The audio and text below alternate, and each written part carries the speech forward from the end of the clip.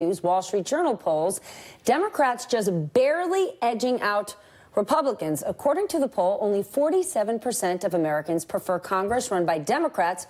40% prefer Republicans. This comes as President Trump is on his way to Florida right now to tout tax cuts. Tax cuts have been on the receiving end of harsh criticism from both sides of the aisle. Chairman of the American Conservative Union, Matt Schlapp, joins me now. Matt, first, I want to get your reaction to that poll, because it's a positive for Republicans. It's not this blowout that many people are talking about. So if your goal is to close the gap by November's midterms, how are you going to do it? You know, Stephanie, it's a lot about what your reporting has been this morning. We can all characterize the big tax cut plan, but the one thing that we all have to admit is it was a complete Republican plan, no Democratic votes. So if an individual voter feels like they have greater economic prospects, we're seeing an increase, obviously, in the market, which is affecting their pensions and their retirement accounts. We're seeing an uptick in areas in home valuations, which they also love to hear. And then people are having upticks in their salaries, in these bonuses, and every other question on their economic opportunity. If voters feel like they have greater economic opportunity because of President Trump's economic agenda, then I think we're going to do just fine. And that generic ballot poll you refer to, Stephanie, 7 points, that means we're in the ball game, and I think it'll get tighter if the economy continues to improve. But what if it's just the opposite? Because Republicans can take complete responsibility or ownership of the tax cuts, they were tax cuts. They weren't tax reform. And we've seen very conservative Republicans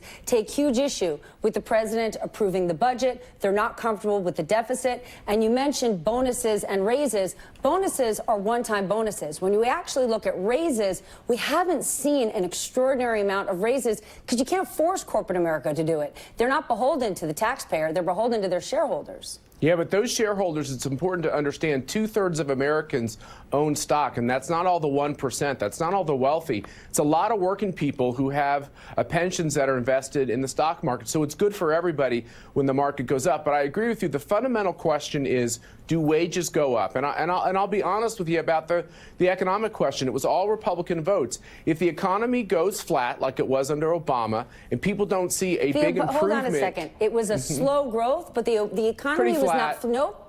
The economy was not flat under President Obama. 1% average growth or so. And people, look, average Americans, you have to admit, and this is bipartisan, we've seen for over a decade wage stagflation. And that's really the problem, is we increases in people's wages. And I think you're already seeing an uptick in that. But it is, corporate America is on the line here. They got the biggest tax cut or reform, whatever you want to call it, in a generation. What will they do with it? I think they're going to do things that result in economic growth. And in the end, Stephanie, if you don't compete for the very best workforce, you won't have the higher productivity levels you need. So they're going to have to pay their employees more. We're already seeing an uptick. And if the American people feel like they have greater economic opportunity because these regulations have fallen away and because taxes are lower, the Republican Party will be rewarded, and so will the president. How about Paul Ryan? What does it do to the Republican Party with Paul Ryan stepping aside? Is that a positive or a negative for the midterms? Look, he's a friend of mine. I have high regard for him. I think it has zero impact. I think at the end of the day,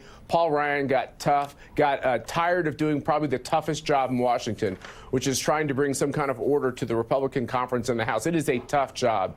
I think, look, we're going to lose seats, I believe, and I think Paul Ryan doesn't love the political part of this job, and he got his valedictory achievement with this tax reform. We're going to pick a new leader, and at the end of the day, I think you're right. It's going to come down to, do the American people agree with the Republican economic policy, or if they don't see a difference in their lives, we're going to take a bath. Handling Syria is also a tough job. No one has figured it out.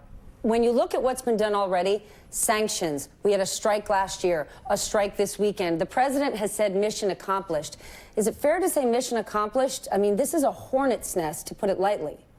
I am very nervous about the president insinuating us at any further in Syria. This is the ultimate example of a dynamic that it is very difficult for the American military to figure out what victory is. If you don't clearly know what victory is, then I think we should step away. I do think we have to do things like the strike to demonstrate using weapons of mass destruction in Syria, with Iran having nuclear capabilities, with North Korea having nuclear capabilities. There is a line in the sand that we must draw, but I do not want to see American forces getting pulled into Syria. I think it'd be a big mistake. Okay, on the stepping away front, I got to ask you before we go. I am not a communications person, but if I was, and I watched the Jim Comey book and the PR rollout this weekend, if I was the White House, I would be looking at the Jim Comey book and taking it as a win, because there's not a smoking gun. Jim Comey is pointing the finger saying there's possibly something between Russia and Trump. And he's going after Trump in terms of being morally reprehensible. People were comfortable with Trump being morally reprehensible, and they voted for him. So is the president and the White House taking the right approach, that they're going after him? Or couldn't they say, look, there's nothing illegal here, and put a feather in their cap? I'm glad you're seated, Stephanie, because I'm going to say something that might surprise you. I completely agree with Hillary Clinton and her supporters who are also attacking Jim Comey. I think it's all about Jim Comey. It's the party of Jim Comey. He thinks he's the only moral man in town, but he went up to Congress and lied before Congress on two separate issues and two separate occasions. And I think he has a credibility gap with Democrats and Republicans. And I, for one, am glad he and his deputy, Mr. McCabe, are out of the FBI. I think America is going to be better served for it. Well, the president also has a credibility issue, so why not leave this aside and say nothing? The president's only selling more books for Jim Comey. I guess, except, you know, Stephanie, after almost a year and a half of a special prosecutor, I think the president has grown tired over this question of Russian collusion. He's had a special counsel almost his entire presidency. It's time to put the cards on the table. What do you have? Let's get let's show it to the American people. If there's no collusion, if there's no collusion, then let's move on. Put your cards on the table. Sit down and do an interview with Robert Mueller. Sit down, show us your taxes. Sit down and fully divest yourself from your businesses. Now you're working in the White House. But you changed the topic. The question of the special counsel is, was there Russian collusion? Not, do you think that Donald Trump is your favorite president? Those are two very separate questions. I wasn't asking if Donald Trump was your favorite president, but if you're saying let's end this, sure, let's end it with full transparency.